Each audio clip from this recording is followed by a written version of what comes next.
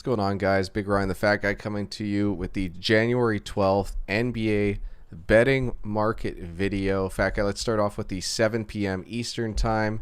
718 bets on the Heat Sixers game. We've had a big line movement in this game. Huge. The Sixers open as 4.5-point favorites. They've been bet up to 7-point favorites with juice on the over at minus 108. 54% of bets. And 94% of the money has helped push that lineup for the Sixers. I also want to bring in the money line because that is congruent. Minus 223 to minus 262. Only 33% of bettors on that money line. However, 96% of the money is put on the Sixers money line. What do you think about this one? This is weird. It's real weird to me. I mean, like technically, it's a lateral movement. I would think. Like, it's low betting volume at 718. But I would imagine that I always talk about threshold numbers. It's probably pretty high. Like, let's be real here, because it's like usually we don't see a drastic move of 4.5 to 7, which are starting to become key NBA numbers. I mean, we're gathering a lot of data, and it's just slowly moving in that direction. So that would kind of indicate a lot of strength here. So not just heavy pro money into the maximum.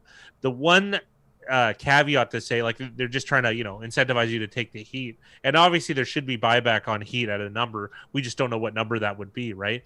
Obviously 4.5 was probably a really bad line. There's one caveat that I'm not sure of. Don't you think that this seems like a small movement in terms of money line, though? Like 223 compared to the spread. Yes, that's what I mean. It's definitely a small movement. The one thing I will say is I'm not sure what time both of these opening lines came out, so it could be a little bit deceiving. I'm just taking a look actually at some articles on this. I can't find any exact information, but it seems like the Miami Heat are going through some COVID protocols. So their roster looks like it's going to be limited. So they might only have like 8 or 9 players for this game, and I'm not sure if some of their stronger players are out, but that makes sense why this line has moved so much since it opened. But this is why this is a great example about information and the power of information. Let's call it that. So what we do is more or less, Big Ryan and I, with these market videos, we're talking. I guess we're kind of exploring the ideas of chasing steam, and what that is chasing like professional bettors, like big professional bettors. Now, what advantages do big professional bettors have? They have the advantage of information usually, and usually they pay for this type of stuff, or they're just ahead of the curve, right? Because breaking news, it funnels through different channels, and I would imagine that they usually get it, 10 to 20 minutes before. Even though we're in the lightning speed age, of the internet, I bet you they get it 10 to 20 minutes before. And they get an alert on their phone, and they just put a buy order in, and off they go, right? And also, too, they have scripts for buying this type of stuff. So the second a line moves, that's why they get it. Kind of like we were looking, sorry to interject NFL, for about 20 seconds, the New Orleans Saints Buccaneers line went to Saints plus 4. Bucks plus 4, yeah. At even money. Now, I had a friend who was literally just hitting F5 on his keyboard, refreshing it so that he could get the best price on the Bucks or the Saints, which either way, if it went down to 2.5 for the Saints or 3.5 for the Bucks, and he didn't see that, and he was on the website at that time because it was only available for 20 seconds, and it was probably available for even less than that. So how could someone have bought it? It's kind of like those Ticketmaster scripts where they auto buy. Yeah. They do have these things. Sorry, this is a long rigmarole, but we have to explain at how fast these things roll and how fast this market moves. So is there value on the Sixers at 7? Probably not, I would imagine, because otherwise they'd probably just buy more, and it would probably, unless it shifted since I've been talking. It has. So it has shifted up to 8, and something else I'll add in. Like the time we put this information into this sheet, and by the time we come back, guys, it's always going to be like 5 or 10 minutes later. So in the last 10 minutes or so, this line has already pushed up to 8. And the other thing I will say is this 4.5 came out at about 9:33 in the morning for us. This came out at 9:46 when the line was actually a 6-point spread. So this 4.5 here doesn't correlate with this 197 minus 223. So the shift that we saw, go ahead.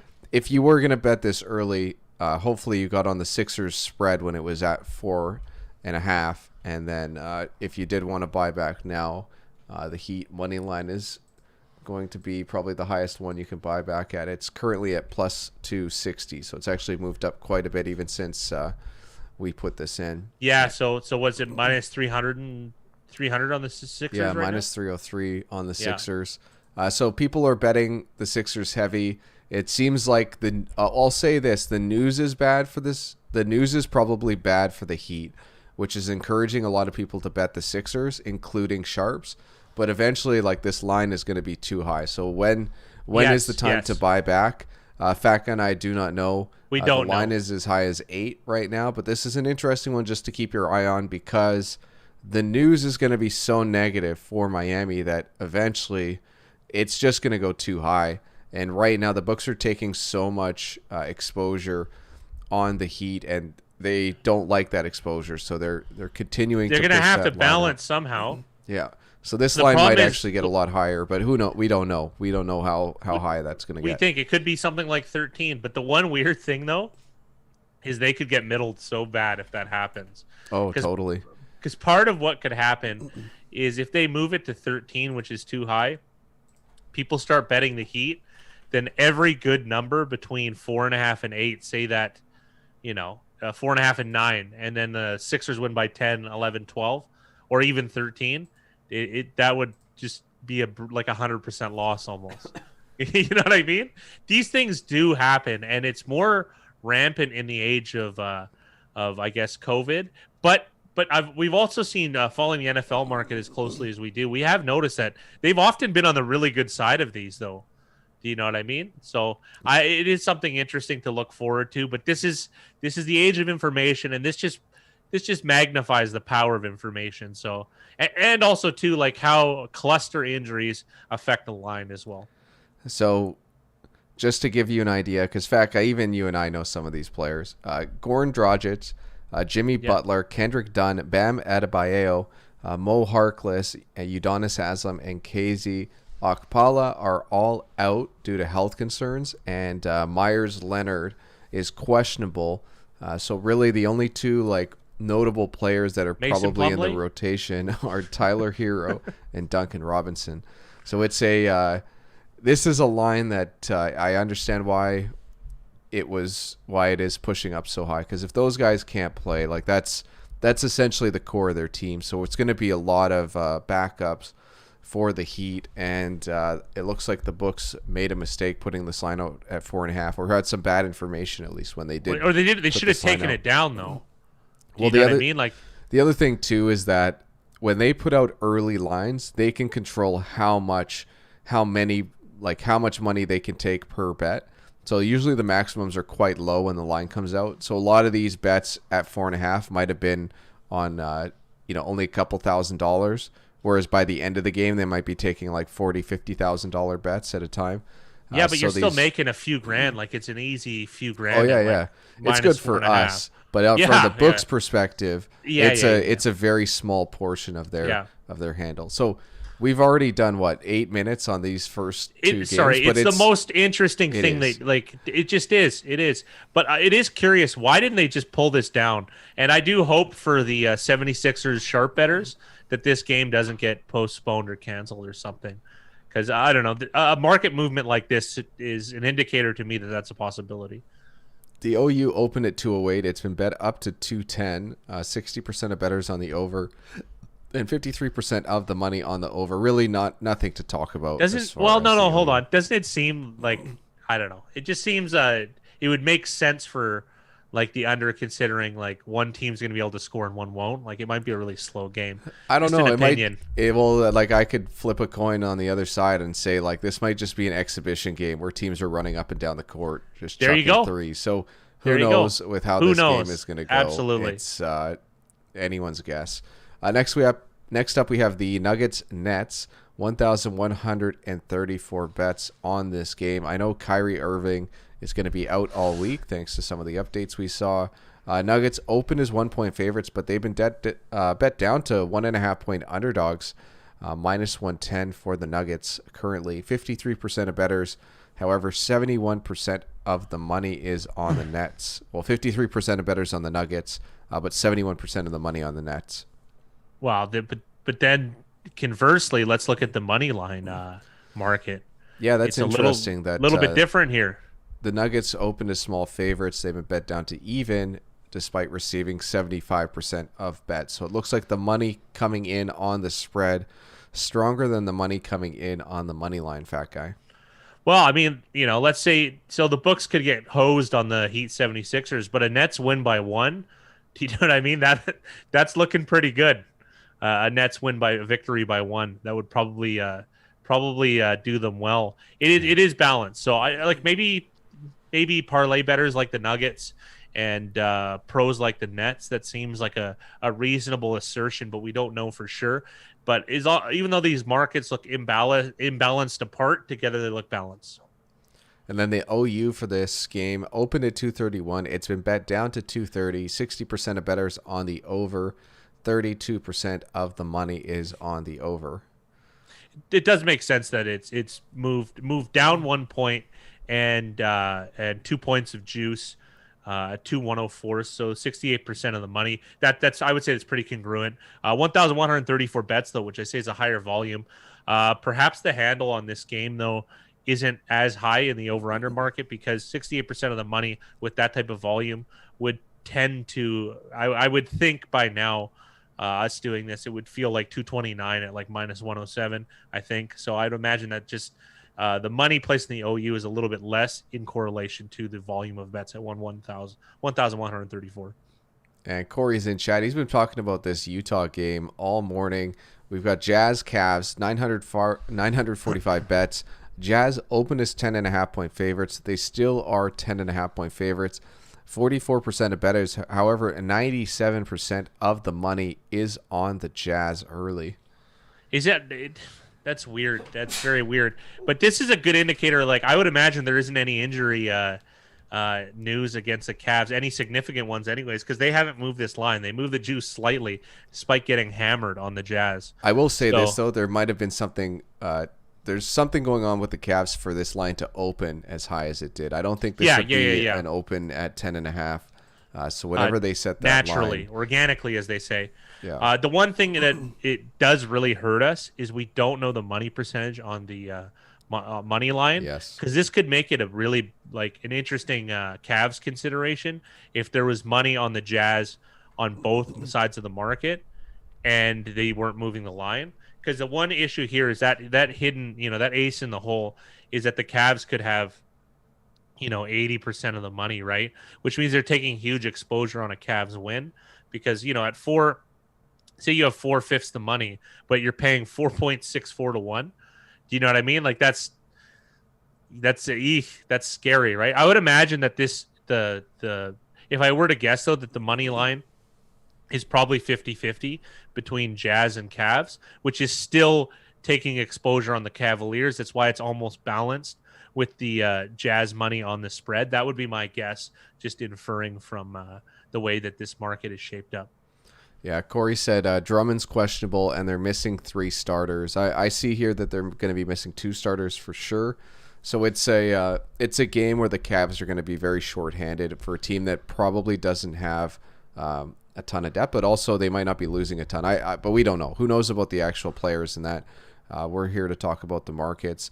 I do want to make one quick comment on that, though. Just in general, let's just call them Team A. If they're an average team with average players, the one good thing is there's an overreaction often when there's a switch between, player X and player Y, right? Because the drop off isn't significant. Whereas a team that has a loaded starting core, it's a little bit more impactful, right? So a starter doesn't carry the same weight on an average team with average players, for instance.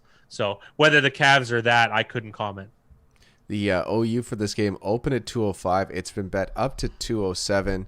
The bet percentages are pretty even, though. 63% on the over and 47% of the money on the over. I have a feeling like there's a little bit of balancing here as well, though. Like, it's not really a move, maybe. Like 207 at -106, or 205 to -106 to 207 at +103. Like that could even be a reverse line movement for all we know. Like it's close. Let's put it that way, because you're incentivizing to take the over at 203. Like maybe they really like the number 206. Do you know what I mean? Like that's 205 minus 106 to 207 plus 103 isn't really much of a move, right? Mm-hmm. So it's just something interesting to keep an eye on, where they're kind of do that bait and switch that what's that game called? The full the one where they have the cups or whatever. It doesn't matter. On to the Spurs Thunder, 945 bets. Spurs open as 1-point favorites. They've been bet up to 2.5-point favorites despite only receiving 16% of the money. 47% of bettors, though, on the Spurs. Very interesting. And the money line is the same. So lots of money coming in on the Thunder, but the line has moved in the Spurs' favor. I'm not going to hesitate, Fat Guy, but you let me know what you think about this market. Okay. I know I'm not going to, again, we're not going to make a selection, but this is willful exposure. Willful exposure. Money pouring in on the Thunder on both markets, and then they reverse line move. Because realistically, wouldn't you want to de-incentivize action on the Thunder if you're taking exposure? Because if the Thunder wins, they're going to lose. Not only that, the Thunder are dogs, right? So they went from even to 123. So you're going to lose money like beyond the juice on that. And then they're dogs in the spread too. And then they moved it again, they moved it with them. They moved it against the Spurs. This is very, very interesting. Probably the most interesting game I think we've covered, to be honest, as far as an early market. 945 bets isn't a lot, but this is very indicative. And to be honest, this is reverse line movement against the Spurs to the highest degree. It's very interesting, to say the least. Well, the OU market is the exact same, and 216 bets. It's been bet up to 219, despite 80% of the money being put on the under. Yeah. The one thing is, I don't think it'll carry as much weight as the ATS and money line market, only because it's generally smaller, right? And it's only a portion of the 945. We don't have that number in front of us, exactly how it's split up. But I can just say classically, it's a lot lower in general, right? So Spurs are the ones to keep an eye out for, is how they perform this evening. Lakers Rockets is the next game, 794 bets. The Rockets opened as 5.5-point underdogs. They've been bet down to 4.5-point underdogs. Only 43% of bets, but 88% of the money is on the Rockets. Huh. And then for money line, Rockets open plus 190, down to plus 157.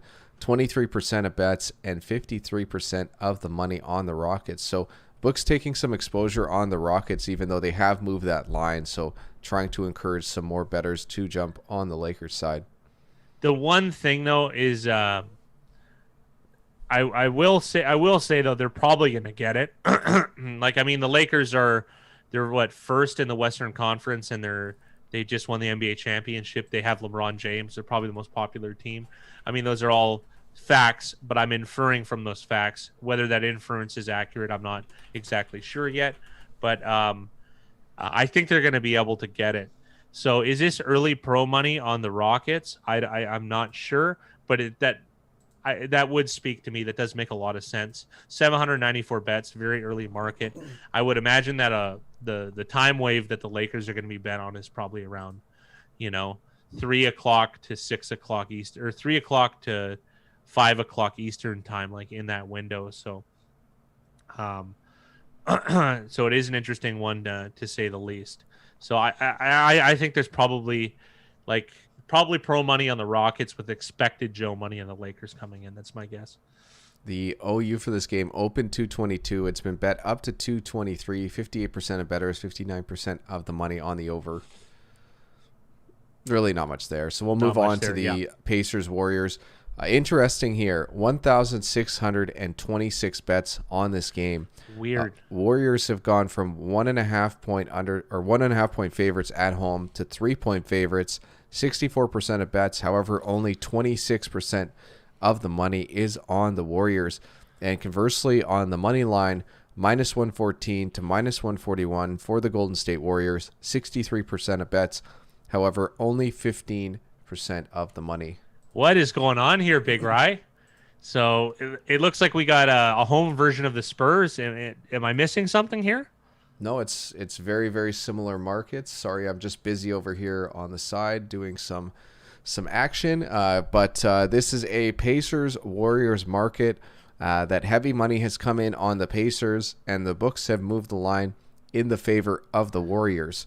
So some fishy business with this game. There's some fishy business with the Spurs game, and I think we'll just leave it at that, fat guy. On to the OU. Yeah, okay. It opened at 228. It's been bet up to 229. 77% of bettors on the over. However, 54% of the money is on the over for this game. So not a lot to talk about. No. The money's pretty much balanced, so it makes sense. Slight discrepancy, slight line move. Makes sense. And that's it for the January 12th edition of the NBA betting market. Good luck to you guys on your wagers today.